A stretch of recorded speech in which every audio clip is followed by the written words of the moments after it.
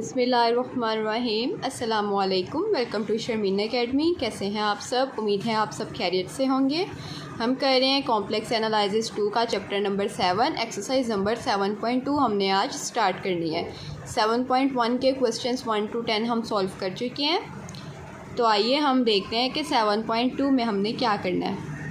सबसे पहले तो हमने 7.2 के मैं आपको ये बता दूं कि हमने कोर्स आउटलाइन के according question number 1 to 4 solve करने हैं, 17 to 20 करने हैं एंड 21 to 26 क्वेश्चन सॉल्व करने हैं। जो क्वेश्चंस 1 to 4 हैं उसमें हमें क्या कहा गया है? In problems 1 to 4 find the images of the points 0, 1, iota and infinity under the given linear fractional transformation. अब ये देखिए, ये हमारे पास लीनियर फ्रैक्शनल ट्रांसफॉर्मेशन गिवन है।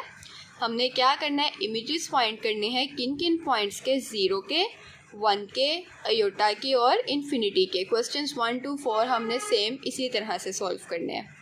अब सबसे पहले हमने क्या देखना है कि जो लीनियर फ्रैक्शनल ट्रांसफॉर्मेशन होती है वो किसके इक्वल होती है।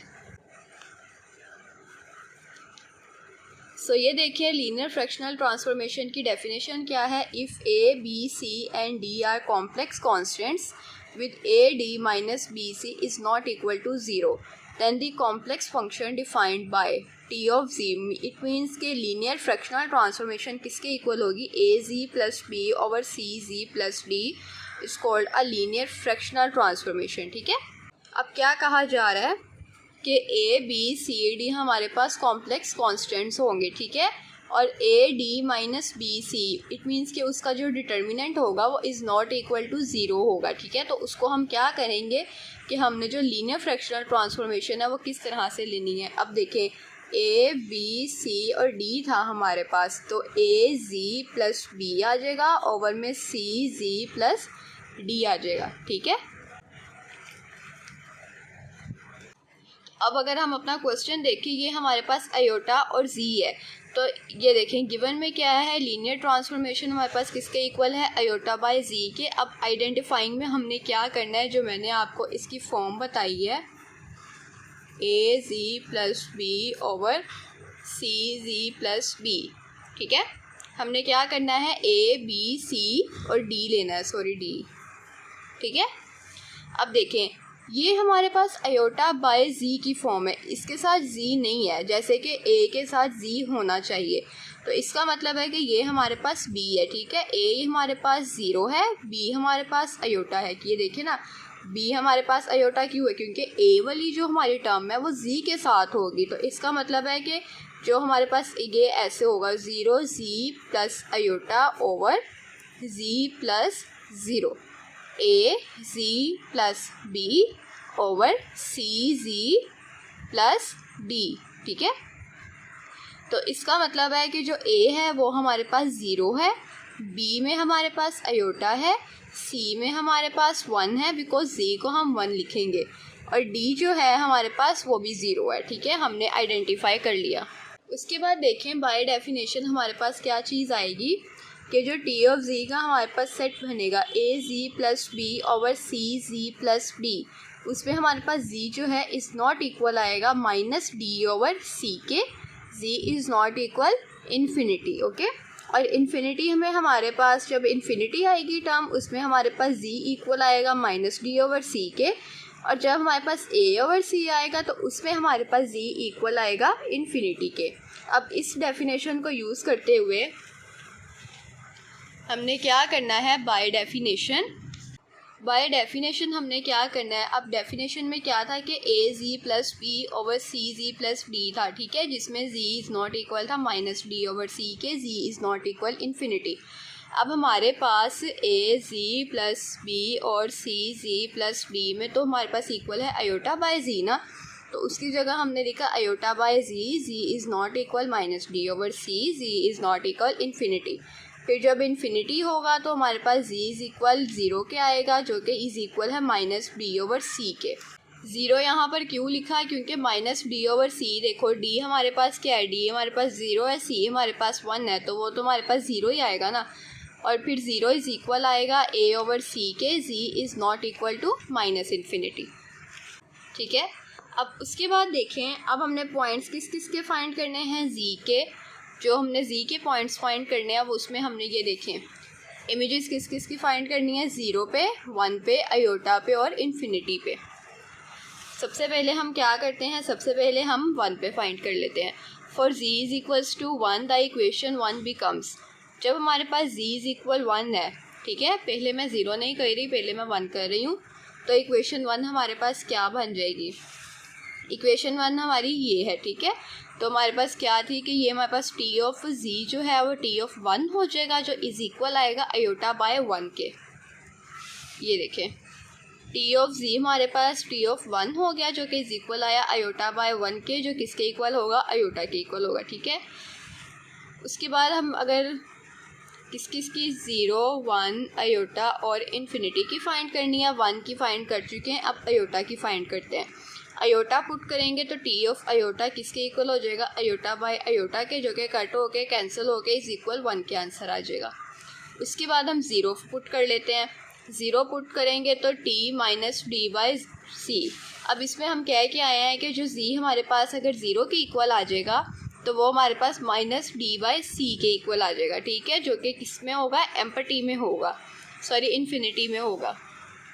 तो इसमें हम वही बात लिख रहे हैं कि जब t में हम 0 पुट करेंगे तो वो t माइनस डी बाई सी हो जाएगा, जो किसके इक्वल आएगा, इन्फिनिटी के। उसके बाद जब हम इन्फिनिटी पुट करेंगे तो इन्फिनिटी में देखें हमारे पास क्या आंसर है, a बाई सी आंसर है।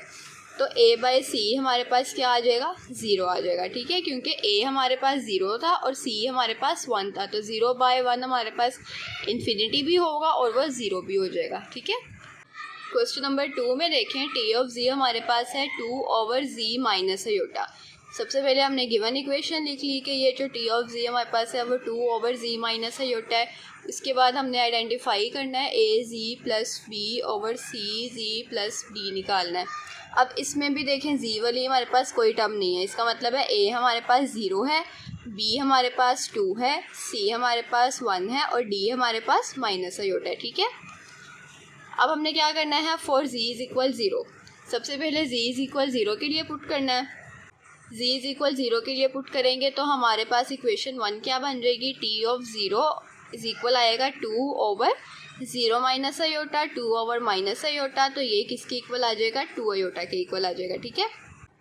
इसके बाद जब हम फॉर z इज इक्वल 1, अब हम 1 पुट कर रहे हैं तो उसके लिए हमारे पास क्या होगा कि टी ऑफ 1 हमारे पास इक्वल हो जाएगा 2 ओवर 1 माइनस अयोटा। इसमें हम देखें रेसिप्रोकल है, इसमें हम मल्टीप्लाई करेंगे 1 plus iota over 1 plus iota से, ठीक है। तो ये हमारे पास क्या हो जाएगा, इन दोनों को मल्टीप्लाई करेंगे 2 और 1 प्लस अयोटा, 1 माइनस अयोटा और 1 प्लस अयोटा को हम मल्टीप्लाई कर लेते हैं 1 माइनस अयोटा और 1 प्लस अयोटा। इसको आप फार्मूला खोल के भी लिख सकते हो फार्मूला में, और इसको हम मल्टीप्लाई भी कर सकते हैं। 1 मल्टीप्लाई होगा इस टर्म से, इसके बाद माइनस अयोटा मल्टीप्लाई होगा 1 से मल्टीप्लाई होगा, माइनस अयोटा आएगा, प्लस अयोटा से मल्टीप्लाई होगा, minus plus minus iota square आएगा, 1 प्लस अयोटा माइनस अयोटा और माइनस, और 1 का स्क्वायर किसके इक्वल होता है, -1 के इक्वल होता है, ठीक है। तो ये हमारे पास +1 बन जाएगा, ठीक है, -1 अयोटा स्क्वायर का माइनस ये वाला, तो ये हमारे पास +1 बन जाएगा। अयोटा अयोटा कैंसिल हो जाएंगे, 1 + 1 करेंगे 2 आ जाएगा, इसलिए यहाँ पर हमारे पास 2 आ गया।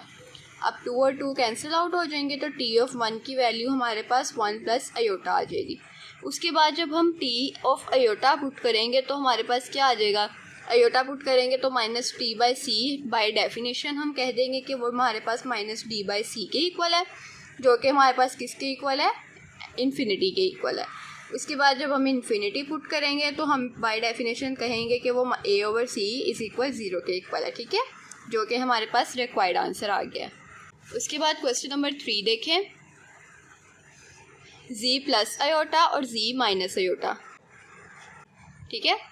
टी ऑफ z हमारे पास z प्लस अयोटा और z माइनस अयोटा है। गिवन क्या है, T of z is equal है z प्लस अयोटा के z माइनस अयोटा के। आइडेंटिफाई कर लें, उसको लिख लें। a हमारे पास क्या है, अब ये देखें इसमें a z plus B over c plus d है, तो a हमारे पास z, ठीक है, c की फॉर्म भी टर्म भी आ गई, b भी आ गया, c में भी z आ गया और d भी आ गया। तो तो ए हमारे पास क्या हो गया 1 हो गया, जी को 1 लिखेंगे, बी हमारे पास अयोटा हो गया, सी हमारे पास 1 हो गया और डी हमारे पास माइनस अयोटा हो गया। अब हम पहले 0 पुट कर लेंगे, 0 पुट करेंगे तो 0 plus iota, 0 plus iota over 0 minus iota, iota over minus iota किसके इक्वल आ जाएगा -1 के इक्वल आ जाएगा। उसके बाद टी में 1 पुट करेंगे, 1 प्लस अयोटा 1 माइनस अयोटा है, उसमें भी हम रेसिप्रोकल से मल्टीप्लाई और डिवाइड करेंगे कि 1 प्लस अयोटा से और 1 प्लस अयोटा से। इन दोनों को मल्टीप्लाई करेंगे, ये देखिए मैं यहाँ पे इन दोनों को मल्टीप्लाई कर चुकी हूँ, हमारा 2 अयोटा आंसर आ रहा है। पहले 1 मल्टीप्लाई होगा 1 प्लस अयोटा से, फिर अयोटा मल्टीप्लाई होगा 1 प्लस अयोटा से। अयोटा और अयोटा 2 अयोटा हो जाएंगे, -1 का अयोटा स्क्वायर -1 की इक्वल आ जाएगा, 1 और 1 कैंसिल हो जाएंगे तो 2 अयोटा हमारे पास आंसर आ जाएगा। इसी तरह 1 माइनस अयोटा 1 प्लस अयोटा हम लास्ट क्वेश्चन में मल्टीप्लाई करके आए हैं, वो हमारे पास 2 आएगा, जो कि 2 और 2 कैंसिल आउट हो जाएंगे और अयोटा आंसर आ जाएगा। उसके बाद जब हम अयोटा पुट करेंगे तो iota plus iota over iota minus iota, ये हो गया 2 अयोटा ओवर 0। तो क्या हमने कहा था कि जब हम अयोटा पुट करेंगे तो हमारे पास क्या आएगा -d over c is equal infinity आ जाएगा। उसके बाद जब हम इन्फिनिटी पुट करेंगे, infinity plus iota over infinity minus iota हो जाएगा, जो कि हमारे पास a ओवर c आ जाएगा, ठीक है, जो कि 1 ओवर 1 है हमारे पास, जो कि इज इक्वल आ जाएगा 1 के। a ओवर c हमारे पास 1 के इक्वल था ना, तो वो हमारे पास 1 के ही इक्वल आ जाएगा। उसके बाद क्वेश्चन नंबर 4 देखें, टी ऑफ जी हमारे पास है z -1 ओवर z।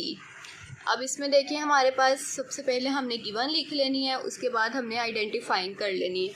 आइडेंटिफाई में हमने क्या करना है कि जो हमारे पास a z plus b over c z plus d है, a हमारे पास क्या है 1 है, b हमारे पास क्या है -1 है, c हमारे पास 1 है और d हमारे पास 0 है। अब हमने z को पुट करना है 0 1 अयोटा और इन्फिनिटी। सबसे पहले जब हम t में 0 पुट करेंगे तो वो हमारे पास क्या हो जाएगा, ये देखें 0 -1 ओवर 0, जो कि इज इक्वल आएगा -1 ओवर 0 से, जो कि किसके इक्वल हो गया इन्फिनिटी के इक्वल हो गया। और बाय डेफिनेशन हम क्या कहेंगे कि जब हमारे पास t ऑफ z इन्फिनिटी आएगा तो t -t/c आएगा, ठीक है। अब 1 पुट करेंगे, 1 पुट करने के लिए 1 -1 ओवर 1 हो जाएगा, 0 ओवर 1 इज इक्वल 0 आ जाएगा। फिर जब हम t में अयोटा पुट करेंगे, अयोटा -1 ओवर अयोटा हमारे पास क्या आ जाएगा 1 प्लस अयोटा आ जाएगा, ठीक है। माइनस कॉमन ले लेंगे तो जो हमारे पास प्लस वाली टर्म है वो माइनस की हो जाएगी और जो माइनस की टर्म है वो हमारे पास प्लस की हो जाएगी। इसके बाद हमने क्या करना है कि जब हमने इन्फिनिटी पुट करना है तो इन्फिनिटी में by definition a over c होता है हमारे पास, a ओवर c हमारे पास किसके इक्वल है 1 के इक्वल है, ठीक है, जो कि हमारा आंसर आ गया। सो इस वीडियो में हमने एक्सरसाइज नंबर 7.2 के क्वेश्चंस 1 to 4 सॉल्व किए हैं। नेक्स्ट वीडियो में हम इसके 17 to 20 क्वेश्चंस को डिस्कस करेंगे। तब तक के लिए आप इस वीडियो को लाइक करें, कमेंट करें, शेयर करें और मज़ीद वीडियोस देखने के लिए चैनल को लाजमी सब्सक्राइब कर लें ताकि मेरी हर नई आने वाली वीडियो आप तक आसानी से पहुँच सके। अपना बहुत सा ख्याल रखिएगा, मुझे अपनी दुआओं में याद रखिएगा। अल्लाह हाफिज़।